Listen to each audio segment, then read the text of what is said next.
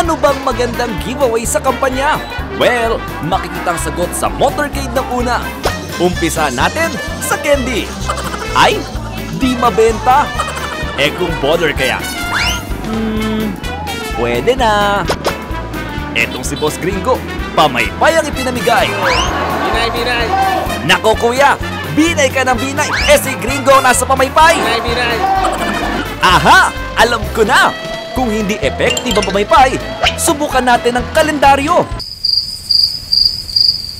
Ay, nilalangaw. Teka, ano ang meron sa dako pa roon? Bakit dinudumog si Manong Maceda? T-shirt pa lang ang sikreto niya. Okay na sana. Kaso, konting smile naman dyan, sir. Ang syungit! Tingnan mo ang anak ni Manong Johnny.